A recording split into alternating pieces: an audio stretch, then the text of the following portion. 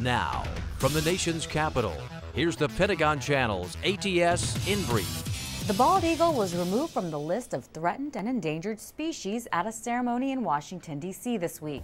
Their success was thanks in part to nesting areas at more than 100 military bases. Marine Sergeant Adrian Riguez brings us the story of our nation's symbol's comeback. Ladies and gentlemen, today I'm proud to announce that the eagle has returned. 40 years ago, our national symbol was in danger of extinction throughout most of the lower 48 states, where barely 400 nesting pairs of bald eagles survived. Habitat destruction, illegal shooting, and pesticide poisoning threatened to wipe them out. In 1967, the bald eagles were listed on the Endangered Species Preservation Act. Eagle habitats were protected. Young eagles were removed from nests in states where they were abundant and reintroduced to other areas. Today, after decades of conservation, over 10,000 nesting pairs fly freely throughout the continental U.S., including 125 military installations, where Defense Department environmental scientists, policy officials, and service members worked together to preserve the waning population. Whatever is done on military bases is a lot less disruptive to the habitat of these endangered and threatened species than what is going on outside the fence line, if you will, of the military bases. That's the first point. So that's what really attracts the animals and the species to come to the bases. And then secondly, the military is so conscious of what they're doing that they're able to very carefully monitor those activities and make sure that the testing and training is done without adversely affecting the activities of the endangered and threatened species. The bald eagle is the only eagle unique to North America, which may be why for more than 200 years it's been our country's emblem. Indeed, 225 years ago, in the waning days of the Revolutionary War, Thomas Jefferson, whose memorial we stand before today, led a group of America's leaders gathered in Philadelphia. They selected a symbol for our country, one that would embody the strength, the grace, and the pride of the nation that would soon come into being. As their symbol, they selected a truly magnificent bird. Bald eagles will continue to be protected by the Bald and Golden Eagle Protection Act and the Migratory Bird Treaty Act.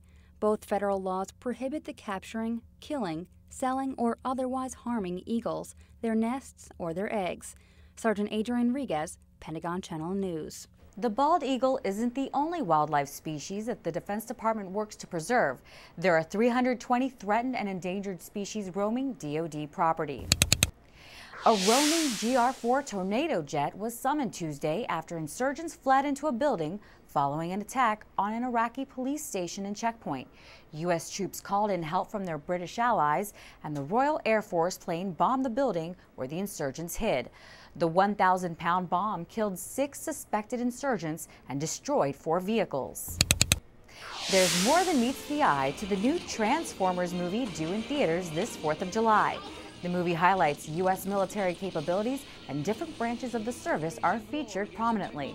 On top of that, service members and their families got a sneak preview of the movie this week. It took Transformers to bring some realism to the screen, and it's probably one of the first, actual, military action fight type movies that bring the realism of the Middle East. And I'm saying Iraq because I was in Iraq, I was in Afghanistan. And as a recruiter, it's definitely tough to convince someone to take a job like that because it's really hard to sell, really hard to describe exactly what they do. And now that he's going to put a good face on exactly what a combat controller does. You can see more on Around the Services at PentagonChannel.mil. Around the Services, weekdays on the Pentagon Channel. Homes for Our Troops and America Supports You partner since 2004, and a host of their supporters provide an incredible gift for wounded service members. Specially adapted homes with handicapped accessibility built specifically for each service member's needs. DoD recognized that support with the OSD Exceptional Public Service Award presented Thursday at the Pentagon to the founder of Homes for Our Troops and the presidents of Simonton Windows and the McKee Group.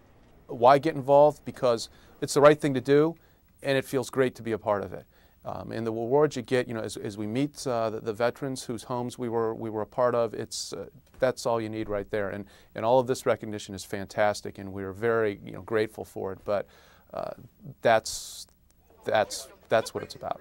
And like anything in life, when you give something, you really get more back than you ever give.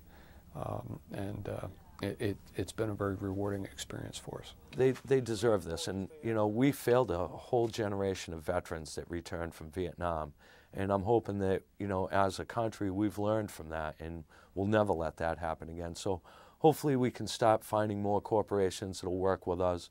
We want to put an endowment together so that this Homes for Our Troops can sustain itself forever. I want it to always be there for them. Homes for Our Troops, with the help of supporters like Simonton Windows and the McKee Group, have constructed more than a dozen homes and are currently building 14 others specially adapted to the needs of our wounded.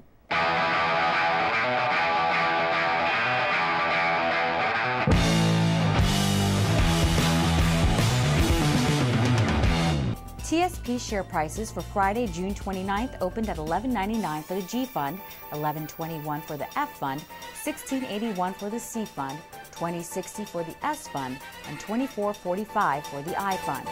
For the Pentagon Channel, I'm Petty Officer Liz Murray.